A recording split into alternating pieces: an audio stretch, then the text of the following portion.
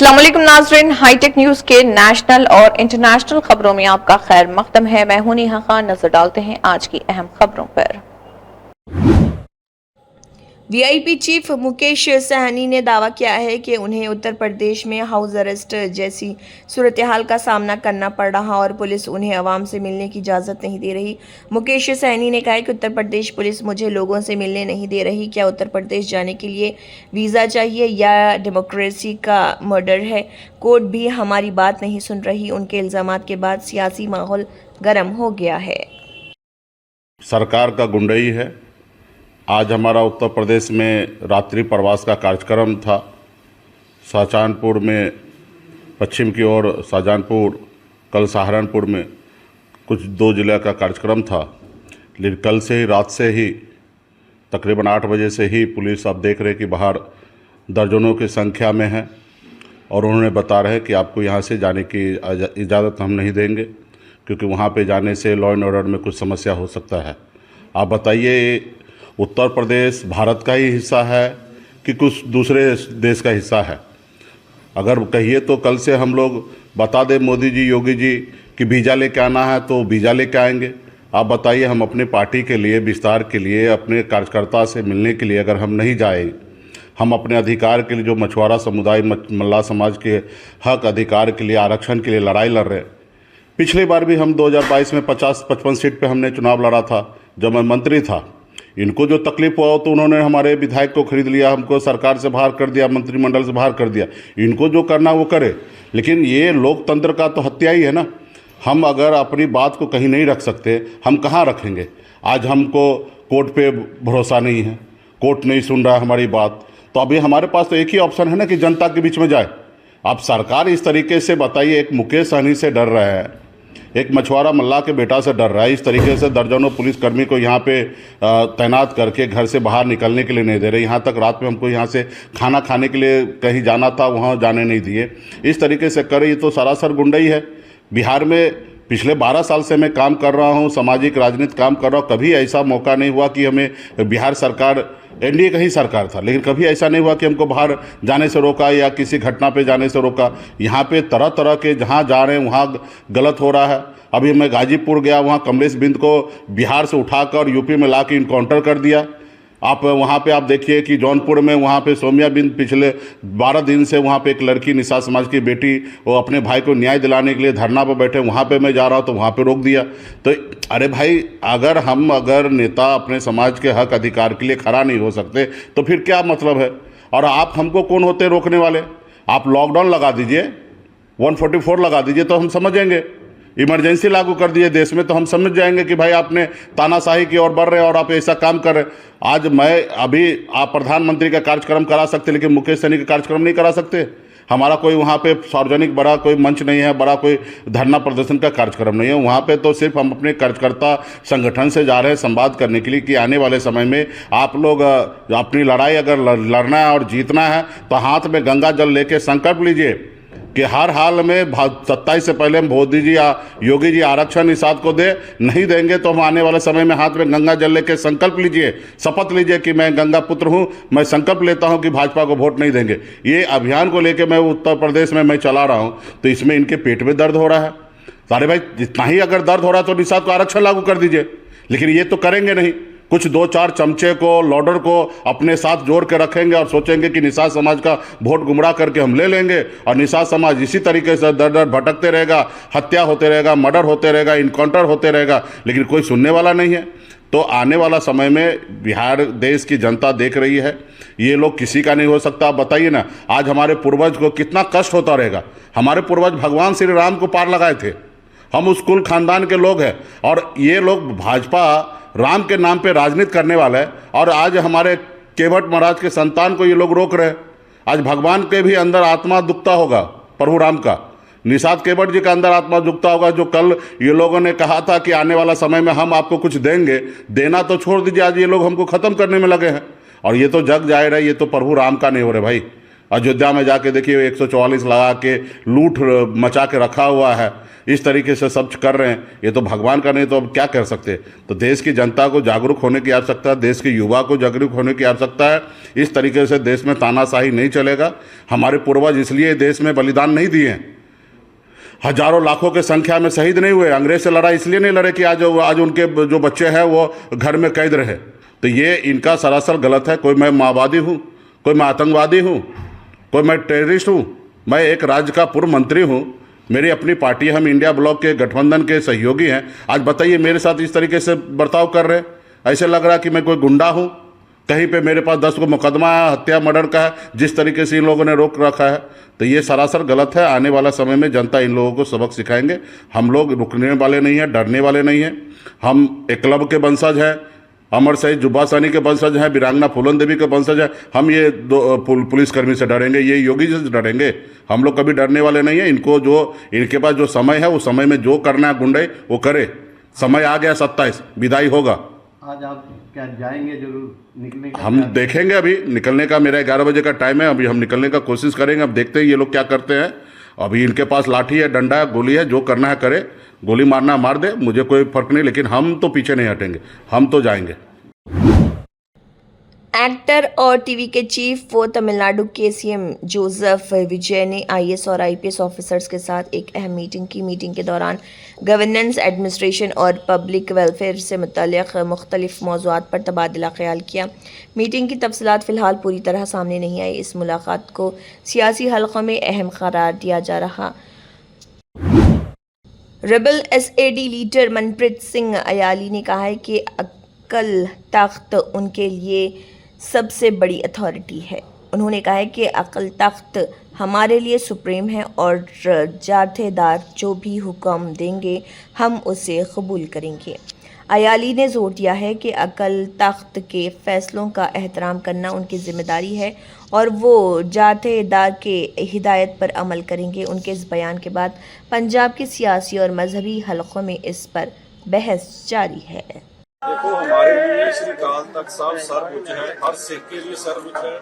जो भी हमें आदेश होगा जथेदार जी का, सिंह साहब का, उसको हम इन दिन उसकी पालना करेंगे। और क्या पक्ष रखा जाएगा आपकी तरफ से? क्योंकि और ये भी है कि इसको अगर अपील करने को बोला जाए, हमारा कोई पक्ष नहीं होगा। जो जथेदार जो भी उन्होंने अपना आदेश देना है, हम तो उसको मानेंगे, जो वो कहेंगे उसकी पालना करेंगे। आपको लगता है कि अगर अमेंडमेंट करने को बोला या हमने तो पहले ही विधानसभा में बोला था कि अमेंडमेंट के लिए रास्ते खुले रखने चाहिए, कोई मिसयूज ना हो।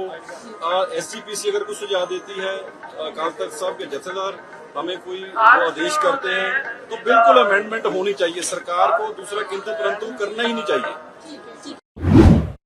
छत्तीसगढ़ एडीजीपी एसआरपी कालोरी ने आंध्र प्रदेश के मशहूर तिरुमला टेम्पल का दौरा किया और लॉर्ड वेंकटेश्वरा के दर्शन किए और उनकी पूजा की। मंदिर ज़ियारत के दौरान उन्होंने रिवायती तरीक़े से पूजा में शिरकत की। तिरुमला टेम्पल हर साल लाखों अक़ीदतमंदों की इबादत का मरकज़ रहता है। एसआरपी कालोरी के इस दौरे की तस्वीर और वीडियोज़ भी सामने आई।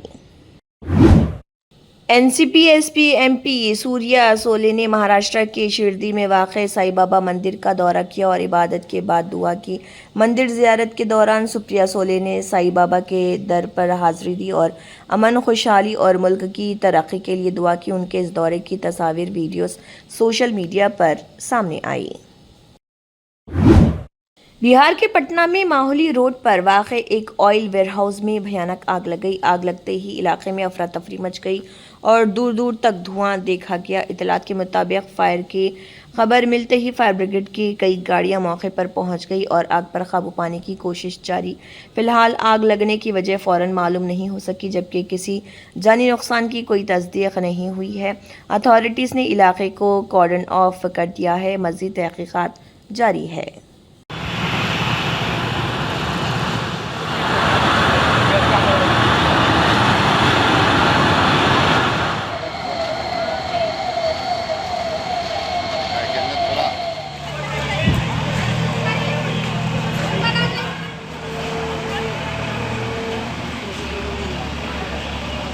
स्लीपर में हम लोग आग लगने की सूचना मिली ये एक गोडाउन है जिसमें डालडा और रिफाइन का स्टोरेज किया हुआ है, उसमें आग लगी है। हम लोग पटना सिटी से जब 6 गाड़ी और 6 बड़ी गाड़ी, एक छोटी गाड़ी लेकर के आए। आने पे पता चला कि आग दिखने से पता चला बहुत बड़ी आग है। तो मैं अग्निशमन के पटना के जो 6 बड़ी अर्बन एरिया के जो अग्निशमन है सभी जगह से गाड़ी को मंगवाया गया। टोटल 21 बड़ी और छोटी गाड़ी, एक हाइड्रोलिक प्लेटफॉर्म आई हुई है और आग को हम लोग कंट्रोल कर चुके हैं और अभी आग बुझाने के लोग काम कर रहे हैं। आग लगी कितने मिनट से? 12:53 मिनट तक आग बुझ पाई है? नहीं, अभी कंट्रोल में है बट पूरी तरह से नहीं बुझ पाई, हम लोग बुझा रहे हैं। कहाँ पर ये आग लगी है? एक करमली चक में है, मोली road Karmali Chak.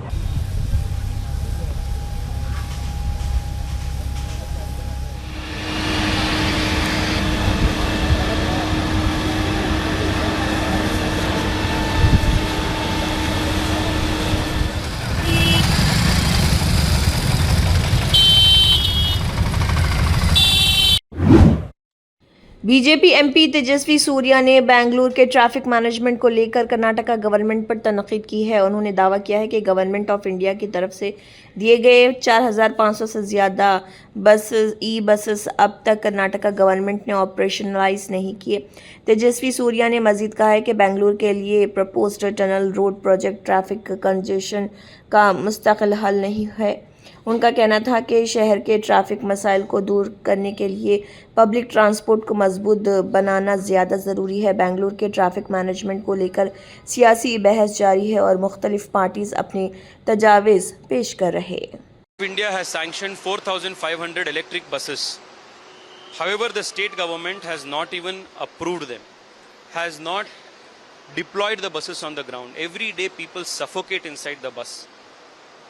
Bengaluru today has an operational strength of 6,100 buses, which caters to 45 lakh people. Do the math. How many thousands are supposed to travel in one bus? Now this is the ground reality. The government of Karnataka has money to spend on these tunnel road projects, 1,300 crores for 2 kilometers, but they don't have the interest or the willingness to deploy the buses that are already given by government of India. For the government of Karnataka, for the chief minister and the Bangalore development minister, the priority is car-centric VIP projects, not public transport that caters to thousands of citizens. Deploy the 4,500 buses. Why are you not deploying them? People are struggling. They are suffocating on the ground. Please deploy them. The tunnel road project is not going to solve the traffic congestion of Bangalore. I am not saying this. The DPR made by the government itself says that the day it opens, it will be a fully congested tunnel. If it is not going to solve the problem, why are you constructing this? You are not doing it for citizen. You are not doing it to solve congestion. You are doing it only to fill the coffers of the Congress party. West Bengal assembly में UCC bill पेश किया जाने पर TMC MP सौगाता Roy ने सख्त reaction दिया। उन्होंने इस कदम को कम्युनली कलर्ड स्टेप करार दिया। सौगाता रॉय का कहना था कि यूसीसी लॉज का हिस्सा नहीं है और इसकी कोई ज़रूरत नहीं। उन्होंने इल्ज़ाम लगाया कि इस कदम को सियासी और मजहबी रंग दिया जा रहा। यूसीसी बिल को लेकर सियासी बहस जारी है और मुख्तलिफ सियासी पार्टीज़ अपना अपना मौक़िफ़ पेश कर रहे हैं। मध्य प्रदेश के खंडवा में एंटी इंक्रोचमेंट ड्राइव के दौरान तशद्दुद का वाक़या पेश आया। रिपोर्ट्स के मुताबिक ड्राइव के दौरान कुछ विलेजर्स ने फॉरेस्ट ऑफिशियल्स पर हमला कर दिया। इस हमले में 5 फॉरेस्ट ऑफिशियल्स ज़ख्मी हो गए, जिन्हें इलाज के लिए हॉस्पिटल भेजा गया। वाक़े के बाद एरिया में सिक्योरिटी बढ़ा दी गई और अथॉरिटीज़ ने मामले की तहक़ीक़ात शुरू कर दी। पुलिस और फॉरेस्ट डिपार्टमेंट वाक़े में शामिल अफराद की शनाख्त और कानूनी कार्रवाई में मसरूफ़ है।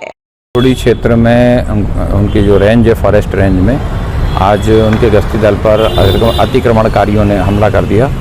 और ये जो जगह है आमा खुजरी, यहाँ पर पिछले वर्ष 2 साल पहले हटाया गया था अतिक्रमण, और ये गश्ती दल को वहाँ पर लोग बोनी करते हुए दिखाई दिए, तो इन्होंने उनको रोकने पर उन लोगों ने पत्थरबाजी की है। उसमें 5 लोग घायल हैं और उस पर से प्रकरण पंजीबद्ध करके विवेचना में लिया गया है और सभी जो भी आरोपी उसमें थे उनके खिलाफ कार्रवाई की जाएगी। अभी तो आइडेंटिफाइड जो नाम आए हैं, करीब 15-16 नाम आए हैं, और बाकी अन्य हैं जो भी वीडियो उनके बने हुए हैं, वीडियो के माध्यम से उनकी पहचान की जाएगी और उस पर फिर कार्रवाई की जाएगी। पूरी रेंज में पोस्टेड है हम लोग आज आमा खुजरी में जंगल में गश्त करने के लिए गए हुए हैं, जहाँ पर इन लोगों ने अतिक्रमण कर रखा है। तो हम लोग इनको बोने से रोकने के लिए गए हुए थे। जब हम लोग गश्त कर रहे थे तभी ये लोग अचानक से जंगल की तरफ से भागते हुए आए। उन्होंने हम लोगों को पथराव कर दिया और जैसे हम लोग पीछे हटने लगे, इनसे शांतिपूर्वक बात करने की कोशिश की तो उन्होंने अपनी औरतों को आगे कर दिया ताकि हम लोग फिर हम लोग पीछे हटने को मजबूर। साथ ही उन्होंने पत्थर चलाए और हम लोगों पर काफ़ी डंडों से और इससे हमला कर दिया, जिसमें हम लोगों को बहुत सी चोटें लगी हुई। आरएसएस चीफ मोहन भागवत ने अपने बयान में कहा कि कई ऐसे काम हुए जिन्हें लोग नामुमकिन समझते थे। उन्होंने कहा कि लोग कहते थे कि मंदिर नहीं बन सकता, लेकिन मंदिर बना। उन्होंने मजीद कहा, जब इमरजेंसी लगी थी लोगों को लगा था कि मुल्क में दोबारा इलेक्शंस नहीं होंगे और डेमोक्रेसी ख़त्म हो गई है, लेकिन ऐसा नहीं हुआ। मोहन भागवत ने आर्टिकल 370 का भी जिक्र करते हुए कहा कि किसी ने तसव्वुर भी नहीं किया था कि 370 हटा दी जाएगी, लेकिन वो भी हुआ। उनके इस बयान के बाद सियासी हलकों में इस पर मुख्तलिफ रिएक्शंस सामने आ रहे कि अपने इस भव्य लक्ष्य का सतत स्मरण होना चाहिए और हृदय में ये पूर्ण विश्वास चाहिए कि इस लक्ष्य को खूब विचार करके विवेक से, तर्क और अनुभूति दोनों के आधार पर ये करने का काम ऐसा हमने निश्चित किया है, तो अब उसको हमको मूर्त बनाना ही है। कई बार ऐसे भव्य कार्य ये स्वप्न लगते हैं, हाँ बहुत अच्छा है, ये स्वप्न हो सकता है, लेकिन स्वप्न ही है, होगा नहीं।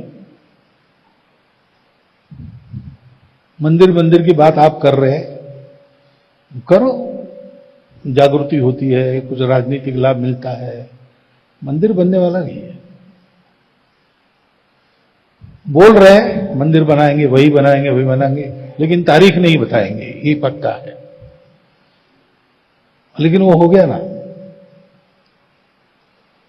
इमरजेंसी लगी तो कई लोग ऐसा सोचते थे कि वह हो गया, इसके बाद भारत में कोई चुनाव होने वाले नहीं, प्रजातंत्र गया, अब एक डिक्टेटरशिप में ही चल रहा। जेल में गए कुछ लोग बोल रहे थे अब अंदर आ गए जिंदा, अब मरे हुए मुर्दे ही वापस जाएंगे,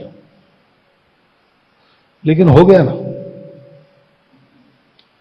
370 जैसी बात हटेगी ऐसा किसी के सपने में भी नहीं था, लेकिन हो गया। अब ये कैसे होता है उसके पीछे बहुत सारी बातें हैं, लेकिन पक्का एक है कि ये होना चाहिए ऐसा निश्चय करके उसके लिए पूरी ताकत झोंक कर काम करने वाले लोग थे, इसलिए ये हुआ। तो मुख्य है